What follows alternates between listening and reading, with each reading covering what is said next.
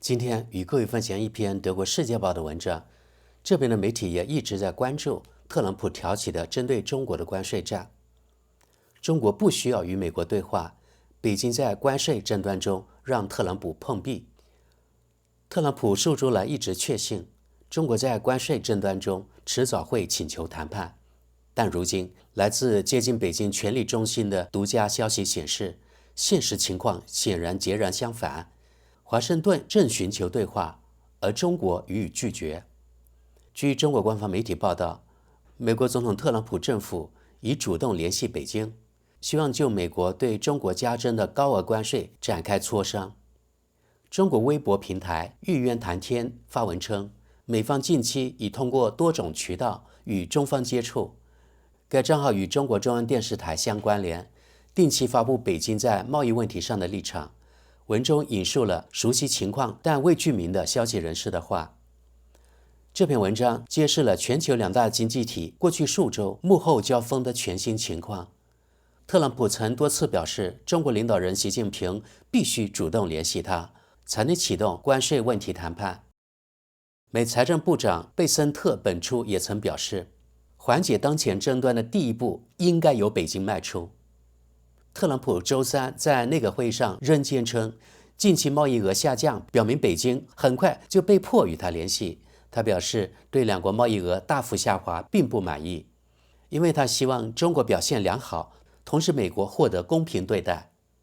周三晚些时候，特朗普还表示有信心最终与习近平进行对话，尽管这位中国领导人迄今似乎与美国领导人直接会谈持保留态度。这将会实现，特朗普说。然而，中方的最新表态却截然不同。玉渊谈天在文中表示，只要美方不采取有意义的措施，中国就不需要与美国进行对话。该账号援引特朗普政府当前在多条战线面临的压力指出，就可能的谈判而言，目前美方显然是更为焦虑的一方。最新数据显示，2022年以来，美国经济首次出现萎缩。这些统计数据首次直接反映了特朗普贸易政策的影响。与此同时，部分最受欢迎的中国制造商品价格已显示，美国消费者将承担大部分成本。尽管特朗普声称中国将承担其现行145%的关税的大部分，因此唐纳德·特朗普总统周三也承认，其关税政策可能导致美国国内商品价格上涨。他表示，美国儿童未来可能只能得到2个洋娃娃，而非30个。但他坚称，中国将在其发动的贸易战中承受更大损失。各位，我们现在来看看网友评论。第一条评论：与美国不同，在习近平领导下的中国多年来一直推行在几乎所有领域实现完全自给自足的奇怪战略。现在的贸易战对习近平来说最为有利，因为现在他可以轻易通过2种方式将这种奇怪的自给自足政策的成本和负担转嫁给特朗普。首先，他现在可以一半正确地说，是特朗普强迫中国走上这条道路，因此这些成本也是特朗普的错。这对习近平来说是理想的。其次，他现在可以一如既往地声称，他从一开始就是正确的。中国必须自给自足，就像所有好的宣传一样，这也有一定的道理。对于习近平来说，事情进展得非常好。我们看跟贴，这不是一场贸易战，而是美国方面的必要纠正。它确实影响了大量中国商品流向美国，但就其内容而言，除了一些原材料，它们可能被归类于繁荣废物。美国当然可以不用这些产品，包括处置成本。中国如何处理这个问题是他们的问题，但如果习近平被换掉，那就不足为奇了。继续往下，我们不应该盲目信任中国的宣传机器。这场关税争端对2国都造成了严重冲击。在中国，越来越多的生产基地被关闭，大量人员遭到解雇。再往下，中国可能拥有更强的杠杆优势，这得益于其国家体制和社会结构特性。即使美国在上次选举中对民主做出了颇具现代特色或可称腐败的诠释，其领导层仍不得不对民意压力做出一定妥协。而正是在这一关键点上，中国或许占据显著优势。不过这些都只是一位读过几本书的人所做的推测。下一则，特朗普政府认为可以与习近平就交易进行个人直接对话的想法，如同邀请此人参加就职典礼一样，表明美国对中国运作规则、敏感点及利益所在的理解何其有限。中国将赢得这场贸易战，因为他已准备好必要时承受更多痛苦，而我们作为第三方将成为这一胜利的附带损害。继续往下，这堪称我们这个时代的权力对决。从全球政治角度看，其重要性很可能超过乌克兰的特别军事行动或伊斯兰主义者的那些事儿。对中美双方而言，此刻让步就是示弱的表现。从纯粹政治角度来说，双方都在等待对方先低头。当今世界，谁才是头号强国？谁能坚持到最后？特朗普这次恐怕是高估自己了。我们看跟帖，您忽略了这对我们的影响。即使中国获胜，最终我们也将是输家。下一则，特朗普对待出口导向型贸易伙伴的手段与收取保护费如出一辙。他以暴力威胁，也就是极端关税相要挟，而后要求付费换取善意。在对贫困的乌克兰实施这一策略时，他改用原材料而非关税作为施压筹码。我们看跟帖，是的，生活并非童话牧场，中国是那头随时准备吞噬小马的狼。再往下，中国是我们亲手造就的西方生活方式之终极对手，我们唯有通过实现东亚贸易和盟友的多元化布局，并构建强有力的欧美联盟，方能应对，但绝不能依靠当前布鲁塞尔那套官僚自肥的章鱼式体制，也不能仰仗生态社会主义与创纪录的债务水平，而必须凭借使我们迄今取得成功的那套体制，即自由社会市场经济与民主制度。再往下，中国有计划也有耐心，特朗普则每当旧策失效，便生心计。特朗普难以与习近平抗衡，中国人民能够承受经济衰退，而美国人一旦消费受到限制，便会叫苦不迭。美国需要中国，中国却可以没有美国，这些是狂妄自大的特朗普始料未及的。或许他会慢慢明白这个道理。下一则，首先需要指出的是，中国经济目前正因为关税政策而遭受重创。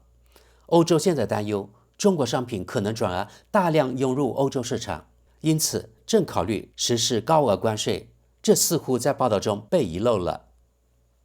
下一则，只要想到那些所谓的稀土资源，我就已经明白美国必败无疑。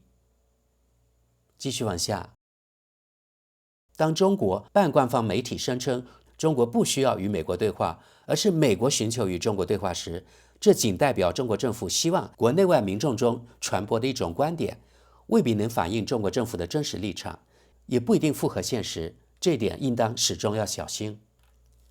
再往下，我认为特朗普终将获胜，因为没有国家能够放弃与美国的贸易往来。我们看跟帖，只有15%的中国出口商品销往美国，我认为中国将会通过拓展其他市场来弥补这一缺口。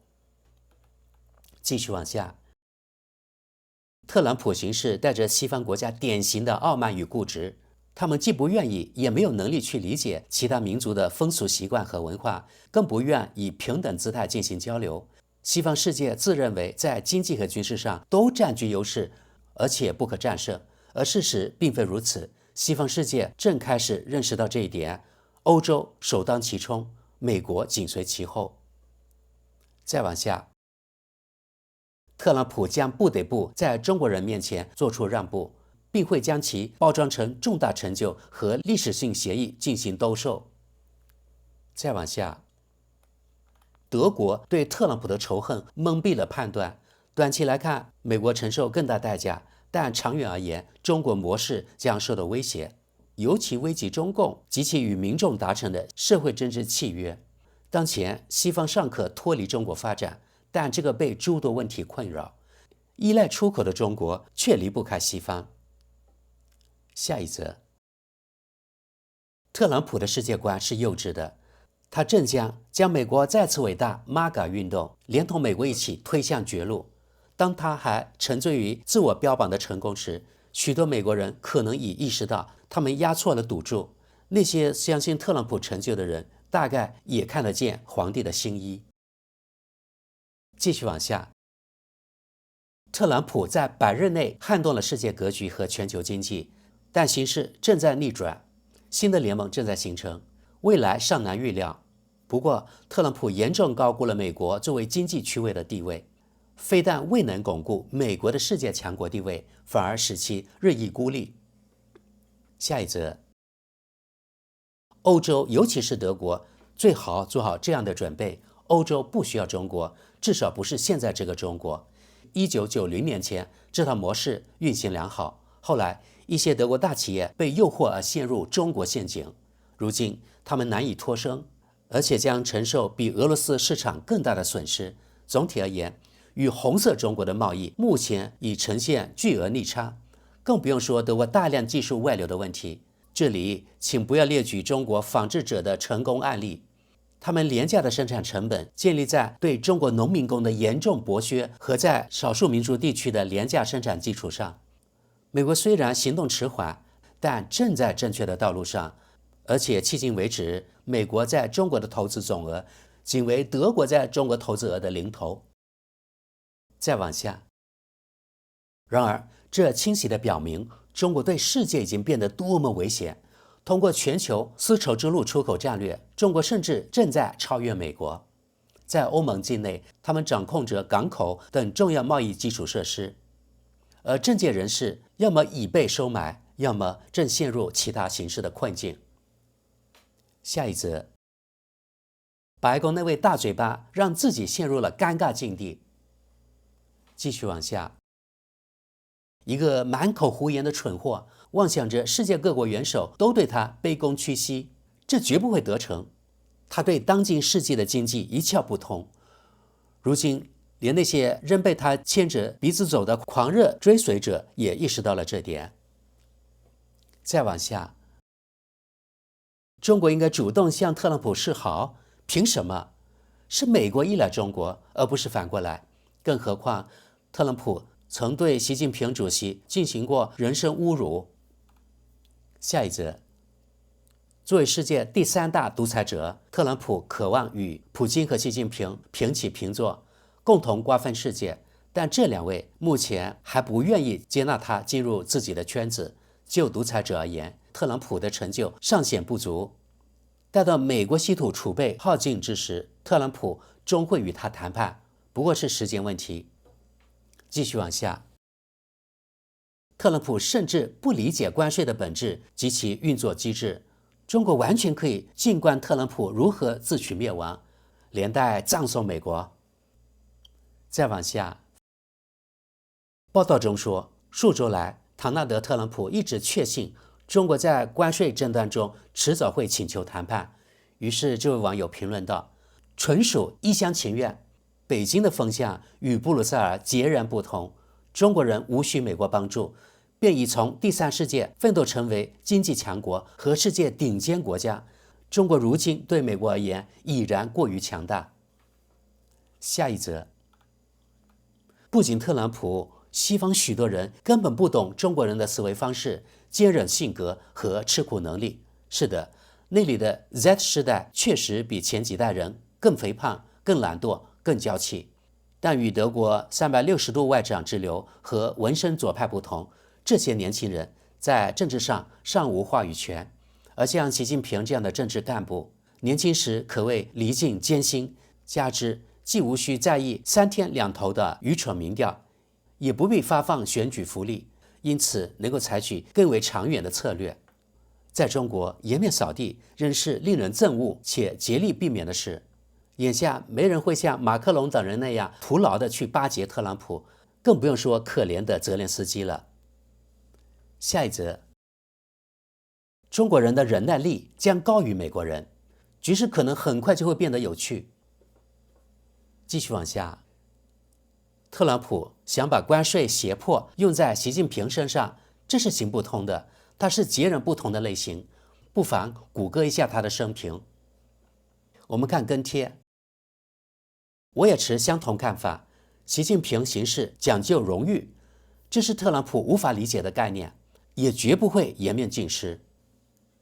再往下，根本区别在于美国每4年举行一次选举，而中国不然，因此特朗普的关税政策存在时效窗口，在此期间，中国将调整方向，把原本出口美国的11%商品转销他处，最终特朗普既无法获得巨额关税收入，也难以筹措减税资金。从这一局面可以清楚看到，美国这个世界强国的壁垒正在坍塌。但愿美国不会在军事上激化矛盾，或是在其他层面挑起冲突。下一则，中国人或许意在给特朗普一个教训，他们显然已做足准备。继续往下，几乎所有消费品，即使属于欧美企业，都源自中国。各国要实现对华供应链独立，将需要漫长时间。我们看跟帖，确实，美国有《1年不买中国货》这本书，该作者早已认识到这是行不通的。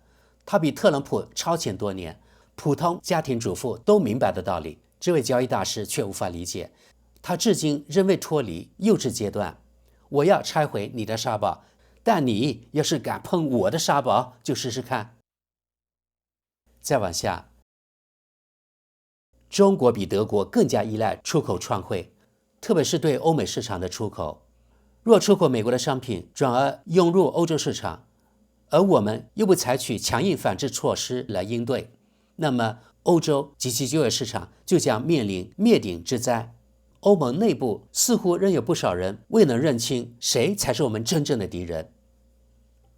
我们看最后一条评论，正将美国推向经济灾难，它危及美元作为全球主导货币的地位，这势必导致资本市场利率上升，同时消费品将出现短缺，通胀加剧，美联储将承受巨大压力。这些正是过去在新兴市场屡见不鲜的灾难性要素，如今却在美国上演。既然美国人戴着 MAGA 帽子像驴鼠般集体跳崖，中国何必阻拦呢？毕竟对中国来说，美国之外的世界足够广阔。好，各位，今天与大家翻译分享就到这里。好像大部分的评论还算中肯，当然其中也有一小部分对中国及对中国的制度怀有敌意的人，但从评论看，这类人的比例不算高。今天就到这里，感谢大家，我们下期见。